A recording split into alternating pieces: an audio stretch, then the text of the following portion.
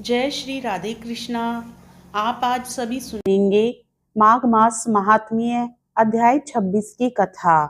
आगे की कथा में पथिक कहने लगा कि हे प्रेत, तुमने सारस के वचन किस प्रकार और क्या सुने थे, सो कृपा करके कहिए।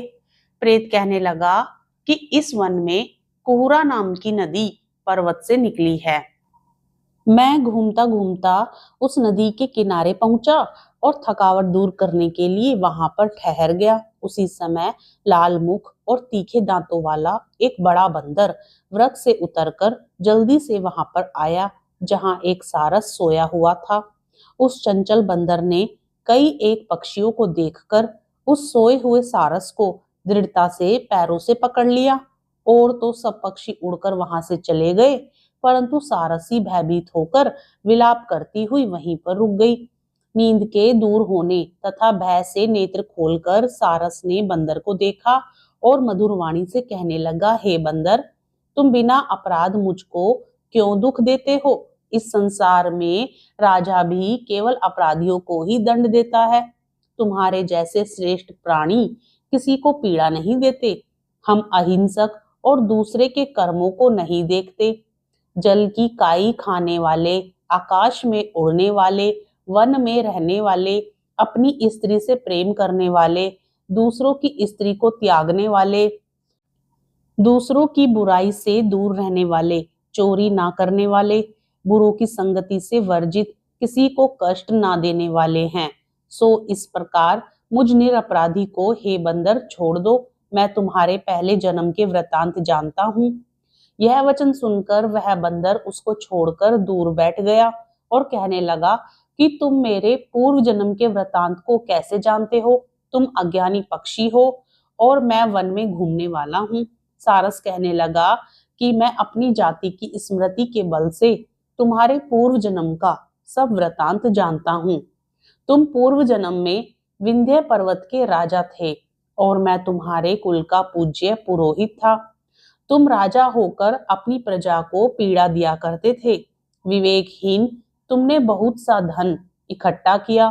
सो वानर, प्रजा की पीड़न रूपी अग्नि की ज्वाला से तुम पहले ही तप चुके हो। पहले तुम कुंभी पाक नरक में गिराए गए। तुम्हारे शरीर को नरक में 3000 वर्ष बीत गए। फिर नरक से निकलकर बचे हुए पापों के कारण इस बंदर की योनि में आए और मुझको मारना चाहते हो।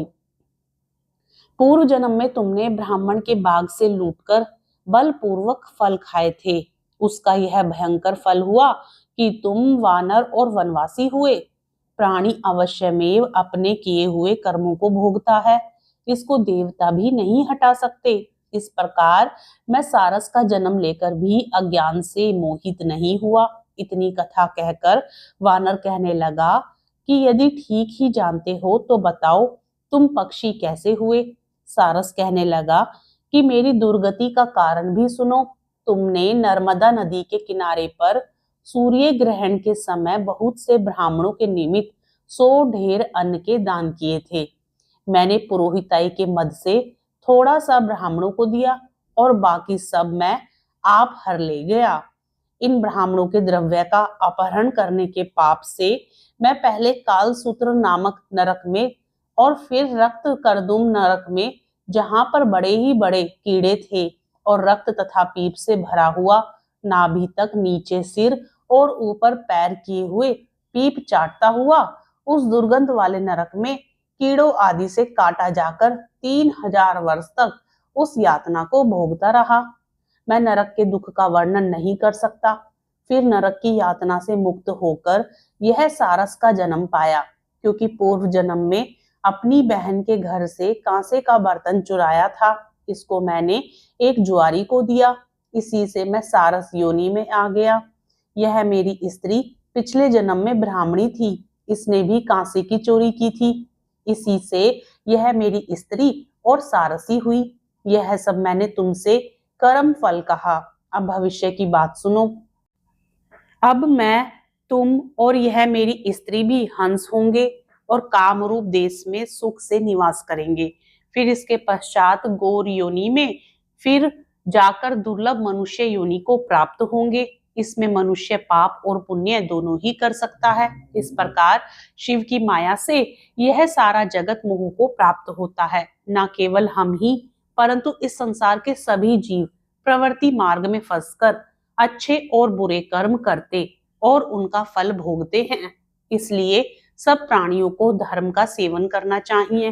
देवता, असुर, मनुष्य, व्याघ्र, कीड़े मकोड़े सभी से कंटक रूपी मार्ग नहीं छूटता।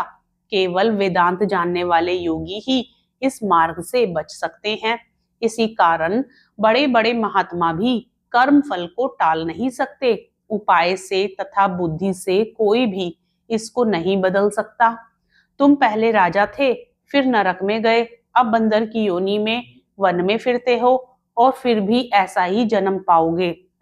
ऐसा विचार कर आनंद पूर्वक और धैर्य धरकर विचरते हुए काल की प्रतीक्षा करो।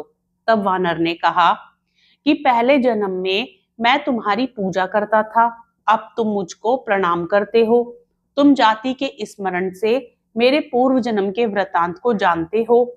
आनंद पूर्वक रहो, तुम्हारा कल्याण हो। तुम्हारे वचनों को सुनकर मैं मोह रहित होकर वन में विचरूंगा।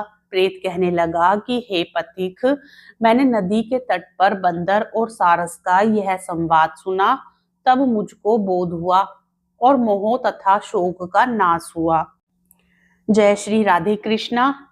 इस प्रकार माघ मास की कथा अध्याय 26 संपूर्ण होती है। आगे की कथा का रसपान अगले अध्याय में करेंगे। आज की कथा अच्छी लगे तो वीडियो को लाइक करके चैनल को सब्सक्राइब जरूर करें।